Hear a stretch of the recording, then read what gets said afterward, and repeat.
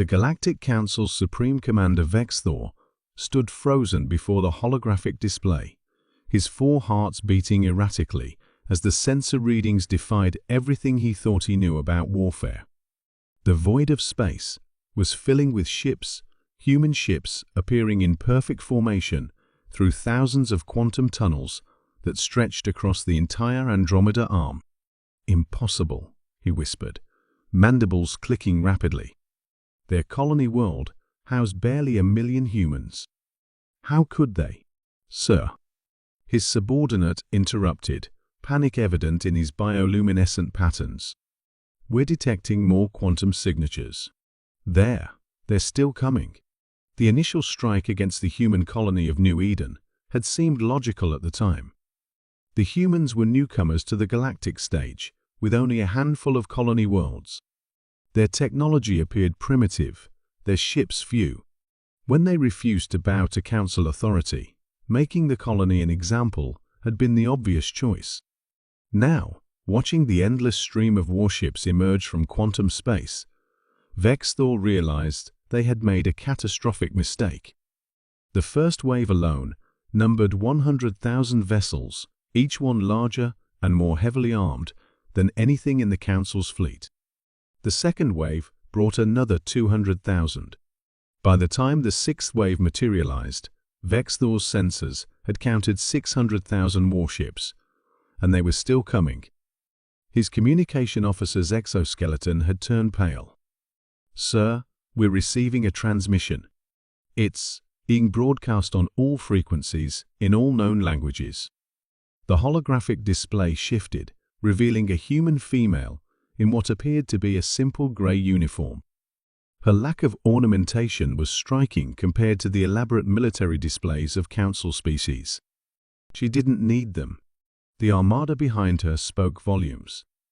"I am Fleet Admiral Helena Santos of the Terran Defense Force," she began, her voice carrying the same deadly calm as a neutron star about to collapse.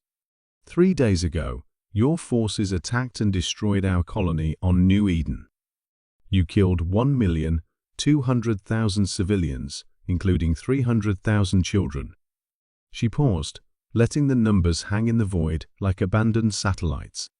The Council apparently labored under several misconceptions. First, that humanity's limited presence in the galaxy reflected our actual capabilities. Second, that our reluctance to join your council stemmed from weakness. And third, her eyes hardened, that we would respond to such an attack with anything less than our full strength. Vexthor's tactical display was now showing the true scope of the human fleet. Each ship bristled with weapons that his sensors couldn't even classify. Their hulls seemed to drink in light itself, made of materials that defied analysis. "What you see before you," Santos continued, "is approximately 1/3 of humanity's total military force. We maintain a fleet of 1.8 million warships, spread across multiple dimensions and quantum states. This is merely the portion we could gather in the 3 days since your attack." The bridge fell silent as the implications sank in. The Council's combined fleets numbered barely 50,000 ships. "We had hoped to join the galactic community peacefully," Santos said. "We kept our true capabilities hidden to avoid causing panic among younger species. We established small colonies, used outdated technology, and waited for your civilization to mature enough for us to reveal ourselves gradually." Her expression shifted subtly, and Vexthor felt his exoskeleton grow cold.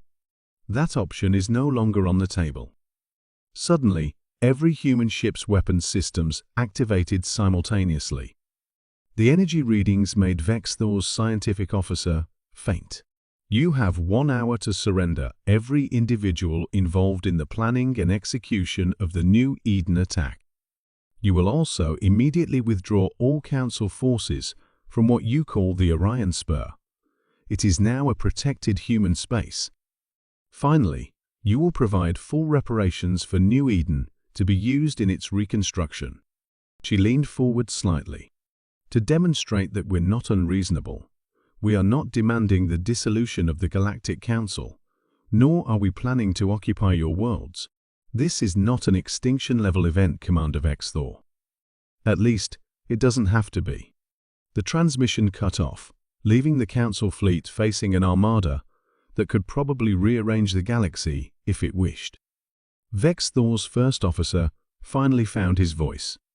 "Sir, what do we do?" Looking at the endless field of human warships, each one a testament to technological superiority, he couldn't even comprehend. Vexthor gave the only order he could. Send the surrender signal, and pray to the cosmic makers that humanity remembers mercy better than we demonstrated wisdom. As the Council fleet powered down its weapons, the human armada remained in perfect formation, a silent reminder that the galaxy's balance of power hadn't shifted today, it had merely been revealed. Somewhere in the vast fleet, Admiral Santos allowed herself a small smile. Perhaps now, the galaxy would learn that humanity's greatest weapon had never been its ships or technology, but its capacity to rise united against any threat to its people.